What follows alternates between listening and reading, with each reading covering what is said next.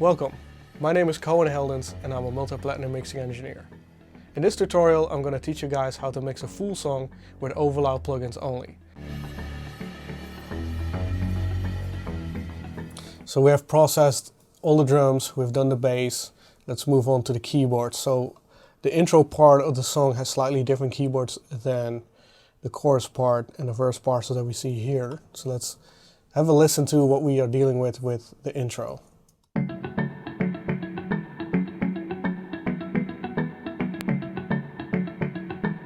It's pretty much just some plug synths. I like to insert a EQ84 in there, as I explained before with the bass and the drums, is that I want to emulate a classic British console. So let's insert that onto these channels.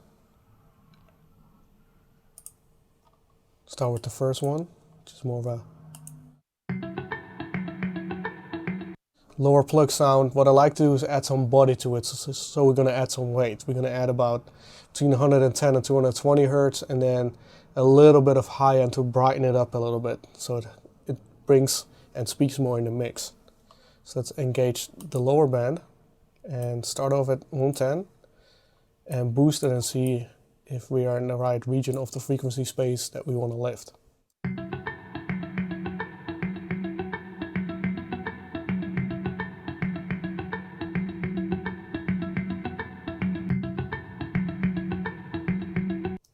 So it's a little bit higher, it's probably more about, I'd say 140, 150 hertz.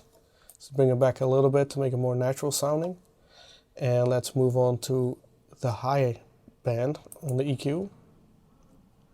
And what I want to do is just give it a little bit more air. So more air, more brilliance to the synth sound. So let's start off at 12 and I'm going to move it all the way up to about 16 and see where we're sitting.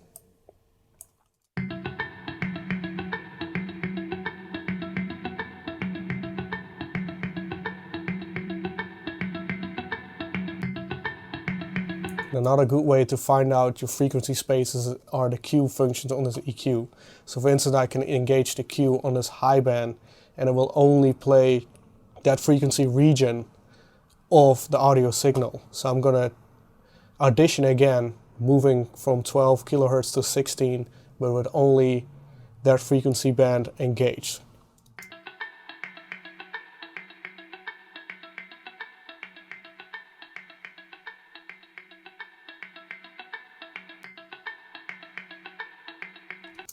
So as you can see, it became thinner the more I moved it to 16. So we probably settled here about between 12 and 13 kilohertz. So let me disengage the Q and move back the boost a little bit and play back how it sounds with the EQ and without it. And without it. And again with it. As you can hear that the lows got lifted a little bit more in the mix for some more body, and by boosting that higher frequency area we gave the plug sound a little bit more attack, more clarity. So we're going to do a similar approach with the plug that is layered with it. So let's insert another instance of the EQ84 on there. And let's play and see what we're dealing with on this one.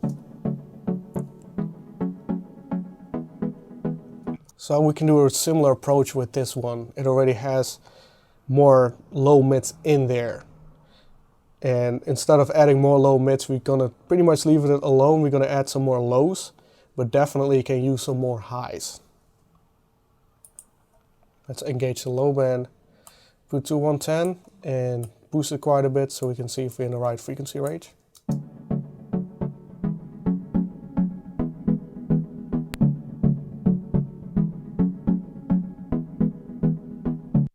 That's about right, so move it back a little bit, more natural. And let's engage the high frequency area again. So let's set this to about 12, between 12 and 16, so we're going to do the same thing. Let's engage the Q and boost it quite a bit, and I'm going to move the frequency up again from 12 to 16 and see where the sweet spot is for this synth sound.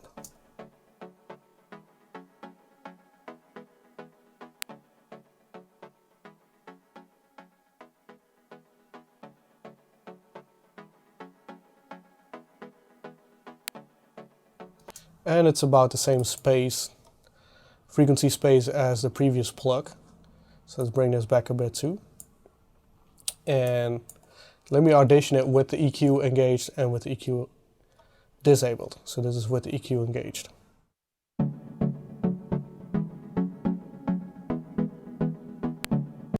And without the EQ engaged.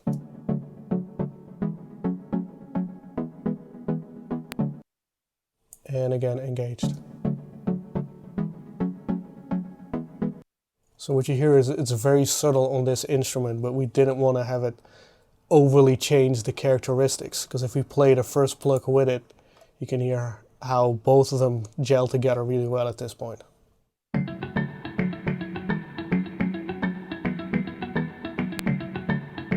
So you can hear it's much more defined on both ends.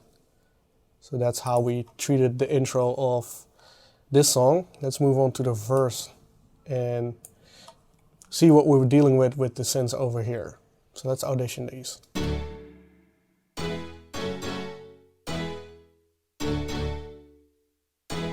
So the first thing I'm hearing is that one of the layers has too much presence in the mid-range, so I want to tame that a little bit. So I'm going to insert another EQ84 in here.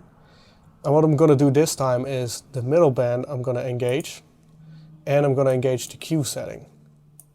So let's solo just that instrument, and let's move our frequency bands up. So I'm thinking it's probably between 1.6 and 3.2 kilohertz right here. But let's see, let's move quite a bit and let's audition and move between these frequencies.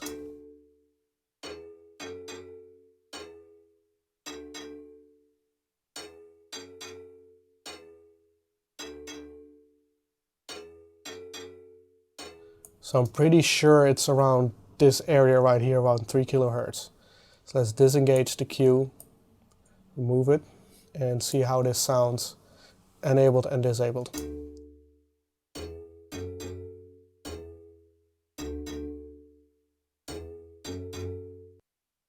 And without EQ.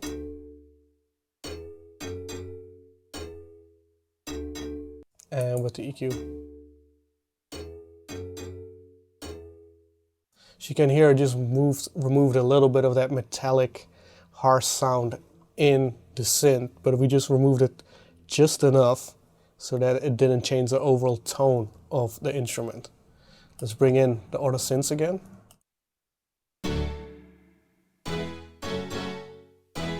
And as you can hear, it already is much more tamed. So the other two layers are strings. What I like to do with the strings is give them a little bit more brilliance because they sound a little bit dull and muffled. So let's insert another instance of the EQ84 on these layers. So let's start off with the first layer and let's solo the first layer.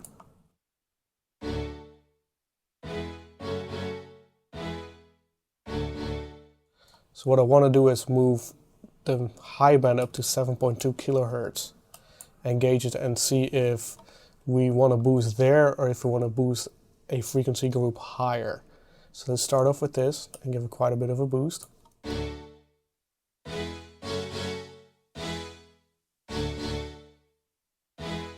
That seems to be about right, but let's try and audition one frequency band over.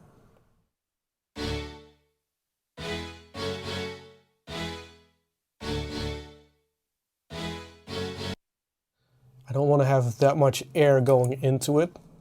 So let's move back to our original band and let's move it back a tiny bit because we did quite a bit of a boost to make it more natural. And let's insert another instance of the EQ84 on the other string layer and let's solo it too. So I'm going to do the same thing here, move it to 7.2 kilohertz, engage it and give it a little bit of a boost. And now let's audition the strings back with the plugins engaged and with the plugins bypassed. So this is with the plugins engaged. And this is with the plugins bypassed. And again with the plugins engaged. As As you can hear, the strings lifted more in the mix. It has more definition and a little bit more clarity. So when we enable the other synth layer that was in there, where we removed a little bit of that metallic sound in the mid-range, we can hear how much they glue together in a much better manner than when they were unprocessed with REQs. So this is with the other layer engaged.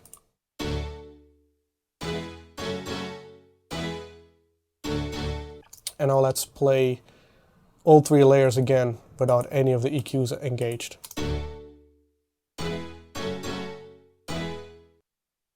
And with the EQs engaged again. As you can hear, it's very subtle, but it makes a big difference with just the minor tweaks that we did. The one layer is less present in the mid-range, and the strings are more defined on the higher end. So all this glued together with eventually where the vocals are going to sit, we're going to have nice bedding. On the hook part, it seems that there are... So on the hook part, it seems that we have the same plug as we had in the intro, but with another layer layered on top of that. So let's have a listen to the new layer and see how we need to treat that compared to the layer previous.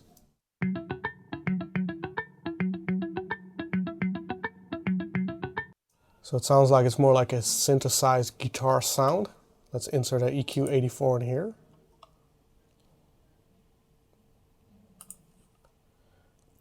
And what we want to do with this one is actually we want to bring out a little bit of that mid-range, but not too much, so it won't overcloud the vocals.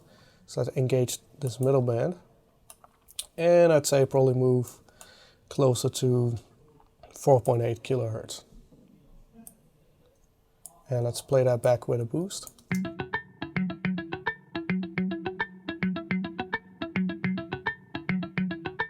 So as you can hear, I really brought out the attack of the guitar synth.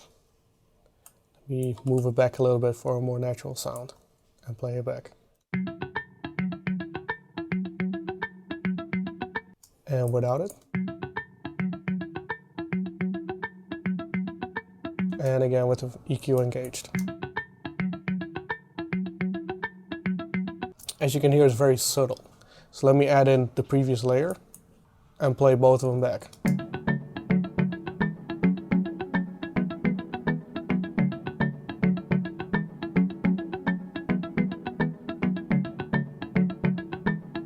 As you can hear, both of them now glued together and have their own individual frequency spaces. So now that we have processed pretty much every element of the keyboard group, there's still a layer in the hook that's more of a vocal type synth. And what we want to do is we don't want to necessarily boost anything on there to give any accents out of the sound. We want to remove some to make space for the vocals that we're going to lay on top of that. So let's insert an EQ84 in here.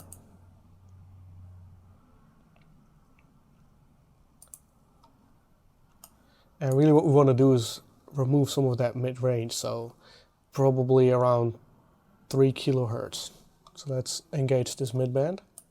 I moved it to about in the middle of 1.6 and 3.2 kilohertz, so I want to engage the Q. And then what I want to do is listen to that frequency space and move the band around and see where the sweet spot is, where we want to cut it a little bit.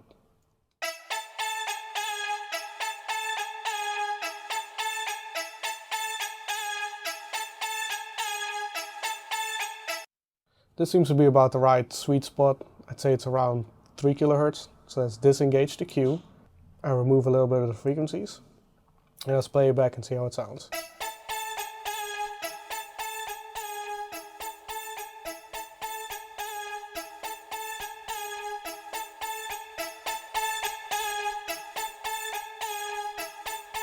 As you can see, it's less present with the cut that we just made. I want to make sure I'm not removing too many of the frequencies, so I want to engage the high Q for a narrower cut in there and see if that improves it or if we do need a broad range of attenuation right there. So let's play this back with a high Q. And without the high Q engaged. So I tend to feel like I want to create a nicer batting, so I want to keep the high Q off and really have a broader dip right there. So let's play all the keyboards back in this part and see how they glue together.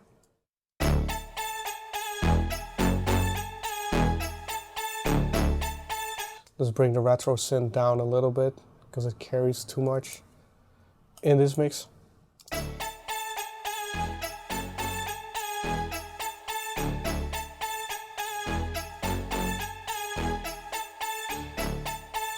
And let's play back with all the EQs disabled.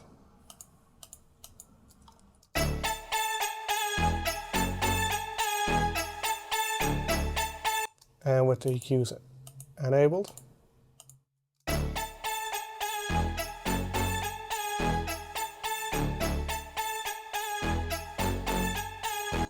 you can hear, the keyboards are much more clear and much more glued together with the small refinements that we made with the EQ84. So now that we've treated pretty much all the keyboards, I want to move down here to the all music group where all the music and effect tracks come out on. I usually do not treat effects tracks because those are just little elements added to the mix that don't really need any clarification or any redefinition in there. So I'm going to leave those alone, and I'm going to insert another Comp G on the first insert of the music group. And again, we want to establish little compression, just the peaks, so that they get reduced a little bit more, so that when we go into the mix bus eventually, that things are more even out. So I'm going to do the same thing here. I'm going to engage the sidechain, put it to about 250 Hertz, and I want to have a ratio of about 3:1, so right in between the 2 and the 4 right here. Again, slowest attack and auto release. So let's play this back and see how much compression we're getting with the settings that we have right now.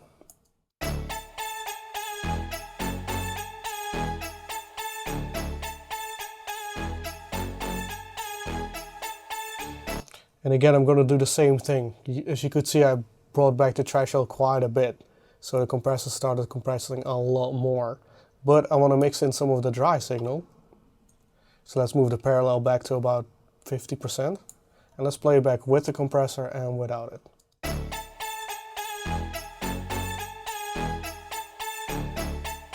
And without it.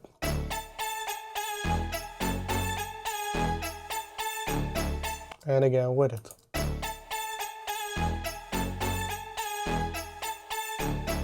As you can hear, it's very subtle, but it gave the whole keyboard group a more compact body type vibe that we want to have instead of a more thin sounding group of keyboards. And this is usually how I treat all of my keyboards.